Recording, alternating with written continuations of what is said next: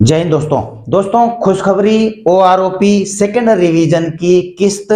Pensioners के खाते में हुई क्रेडिट 28 फरवरी चौथी किस्त के लिए अंतिम तिथि और आधार से डेट ऑफ बर्थ बदली और एक्सर्विसमैन के टोल टैक्स से संबंधित दोस्तों मैं आपको कुछ जानकारियां इस वीडियो में देने जा रहा हूं। सबसे पहला दोस्तों एक कमेंट आप यहां पर देख रहे हैं, स्पर्श में वाइफ का डेट ऑफ बर्थ चेंज करने के लिए आधार की कॉपी अपलोड कर सकते हैं क्या। जैसा कि आपको पता ही है कि स्पर्श में कई के जो है स्पाउस का डेट ऑफ बर्थ सही मेंशन नहीं है या फिर वो वहां पर सही करना चाह रहे हैं, तो वो पूछ रहे हैं वहां पर कि हमारे पास जो है अन्य डॉक्यूमेंट्स नहीं है, तो क्या हम आधार को अपलोड करके यहां पर उनका डेट ऑफ बर्थ चेंज कर सकते हैं। तो दोस्तों मैं आपकी जानकारी के लिए बता दूं कि यूआईडीआई के द्वारा अपनी साइट पर क्लियर इस चीज को मेंशन किया है कि आधार डेट ऑफ बर्थ और नेशनलिटी का प्रमाण नहीं है, यानी कि आप आधार को अपने डेट ऑफ बर्थ या फिर सिटीजनशिप के लिए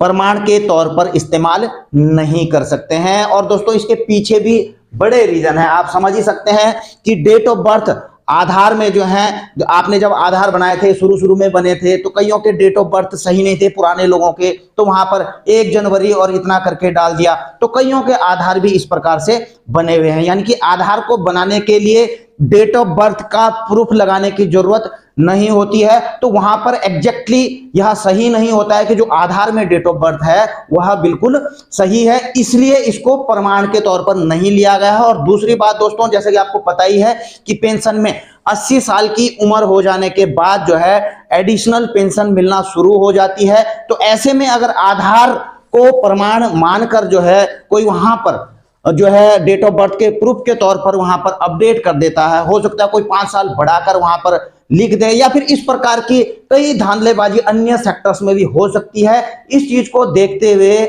यूआईडीआई ने आधार को जो है डेट ऑफ बर्थ का प्रूफ नहीं माना है। और जो है आपको अगर स्पर्श में हो चाहे कहीं भी चेंज करवाना होगा तो या तो आपका जो है बर्थ सर्टिफिकेट वहां पे लगेगा या फिर हाई स्कूल का जो मार्कशीट सर्टिफिकेट है उसके आधार पर आपका डेट ऑफ बर्थ चेंज किया जा सकता है। और दूसरा दोस्तों नेशनलिटी वाली जहां तक बात है, इसलिए इसको जो है यहां पर नहीं लिया गया है। आपको पता ही है कि कई लोग जैसे बांग्लादेश से रोहिंग्या यहां पर आ गए हैं इंडिया के अंदर और उन्होंने भी अपने आधार कार्ड यहां पर बनवा लिए हैं। अब उन्होंने दोस्तों बनवा जरूर लिए हैं, लेकिन इसका मतलब यह नहीं है कि वो इंडियन सिटीजन हो चुके हैं, इसलिए जो है इसको आधार को जो है नेशनलिटी का प्रमाण भी नहीं माना गया है, सिटीजनशिप का प्रमाण भी नहीं माना गया है। अगला दोस्तों टोल टैक्स के रिगार्डिंग एक मुझे क्वेश्चन आया था, मैंने इसके ऊपर वीडियो बनाया था दोस्तों कि टोल टैक्स सैनिकों पूर्व सैनिकों को छूट 2024 के नए नियम। आप भी वीडियो को देख सकते हैं, टोल टैक्स के रिगार्डिंग मैंने बड़ी अच्छी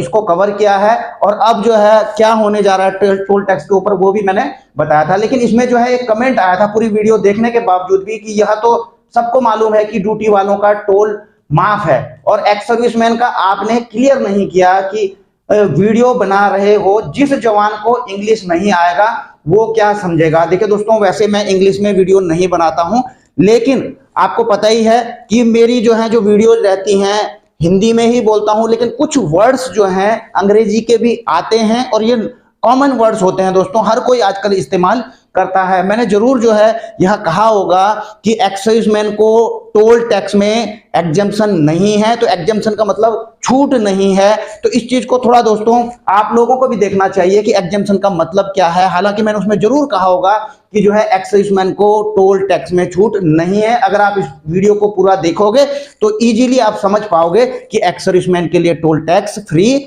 नहीं है। और दूसरा दोस्तों इस पर मैंने आपको इस वीडियो में डॉक्यूमेंट्स भी दिखाए हैं जो कि national highway authority of India ने जो है एक्स-सर्विसमैन के लिए जारी किए हैं। इस चीज को क्लियर करने के लिए मैंने आरटीआई की कॉपी भी वहां पर दिखाई है। अगला दोस्तों, dear my retirement date is 1978 के रिटायरी हैं, डिसेबल्ड सोल्जर हैं, 74 साल के हैं और ये कहते हैं कि मैं डिसेबिलिटी पेंशन भी ले रहा हूं और किसी बैंक से ले रहे हैं, मैंने इन बैंक का नाम नहीं यहां पर लिखा है, और आई एम एलिजिबल फॉर, और ये कह रहे हैं कि ओआरओपी सेकेंड रिवीजन के जो है ये एलिजिबल भी हैं, ठीक है ना। लेकिन after many reminder personal request to the bank authority my pension is not revise, इन्होंने कई बार जो है बैंक को लिखा, कई रिक्वेस्ट वहां पर की बैंक अथॉरिटी को, लेकिन बैंक ने इनका पेंशन रिवाइज नहीं किया। इवन कि ये कहते हैं कि मैंने सीपी ग्राम में भी कंप्लेंट डाली, लेकिन कुछ नहीं हो रहा है। प्लीज गाइड कि अब मुझे क्या करना चाहिए। अब देखिए दोस्तों, इस प्रकार से इतने बुजुर्ग पेंशन परेशान हो रहे हैं, लेकिन बैंक ने ऑनेबल सुप्रीम कोर्ट के इंस्ट्रक्शंस के मुताबिक भी जो है इनको अभी तक जो है ओआरओपी का सेकंड रिवीजन नहीं किया है इनकी पेंशन में, और ना ही जो है इनको कोई किस्तें अभी एरियर की दी हैं। अब हालांकि दोस्तों जल्द ही इनका स्पर्श में माइग्रेशन हो जाएगा और स्पर्श तो इस चीज को बहुत जल्दी क्लियर कर देगा। जहां तक मुझे उम्मीद है इनका जो है एलिजिबल होंगे तो इनका ओआरओपी रिवीजन भी कर देगा और उसका एरियर भी दे देगा। लेकिन दोस्तों अगर इनकी पेंशन अभी बैंक में है तो जरूर इनको सुप्रीम कोर्ट का ऑर्डर बैंक अथॉरिटी को भेजना चाहिए और वहां पर उनको लिखना चाहिए कि आपने जो है ऑनेबल सुप्रीम कोर्ट के इंस्ट्रक्शन के मुताबिक अभी तक मेरी पेंशन रिवाइज नहीं की है, या फिर वहां पर सर्कुलर पीसीडीए का सर्कुलर 666 भी उनको दिखा सकते हैं और वहां पर लिखना चाहिए कि हमें जो है अब जो है ब्याज के साथ आप इस एरियर को क्यों ना भुगतान करें। और अन्यथा दोस्तों जैसे इस पर्स में माइग्रेशन होता है तो उम्मीद करेंगे कि जल्दी इनका वो जो है रिवाइज हो जाएगा ओआरओपी के मुताबिक और एरियर भी मिल जाएगा। और दोस्तों आज के लिए खुशखबरी आप लोग के लिए है ही कि 12 तारीख आज हैं और कई लोगों की किस्तें जो हैं पेंशनर्स की उनके खाते में आ चुकी हैं। अब देखिए दोस्तों ऐसे में जो है कई पेंशनर्स के मुझे फोन भी आए थे, मैसेज, इसके अलावा दोस्तों कईयों ने स्क्रीनशॉट शेयर भी किए हैं और कुछ तो दोस्तों डाउट में पड़ गए कि उन्होंने कहा कि सर हमारी ये तीसरी किस्त आई है या फिर चौथी किस्त आई है। अब मैंने उनको बताया कि देखिए ये आपकी चौथी किस्त होगी, तो उन्होंने कहा हमें डाउट है। क्यों? क्योंकि चौथी किस्त का जो है जो ऑनेबल सुप्रीम कोर्ट ने समय दिया था वह दिया था 28 फरवरी 2024। तो मैंने उनको बताया पहले आप अपनी किस्तें चेक कर लीजिए पीछे की कब कब आपको मिली हैं। तो उन्होंने बाद में क्लियर करके कहा कि सर हाँ यह हमारी चौथी ही किस्त है, लेकिन जनवरी में क्यों पड़ गई, यह तो 28 फरवरी तक पड़नी थी। तो आप इस चीज को समझ सकते हैं दोस्तों, 28 फरवरी अंतिम तिथि है चौथी जो इंस्टॉलमेंट है ओआरओपी की उसका भुगतान किए जाने को लेकर के। तो 28 फरवरी से पहले अभी से जो है जनवरी से जो है इनिशिएट करना शुरू कर दिया है, ताकि जो है जो कुछ बचे कुचे पेंशनर्स भी हैं उन सब का जो भुगतान 28 फरवरी तक कर दिया जाए। तो स्पर्श की तरफ से ये अच्छा इनिशिएटिव लिया गया है कि अभी से भुगतान की प्रक्रिया शुरू हो गई है, ताकि जो भी कोई छूटे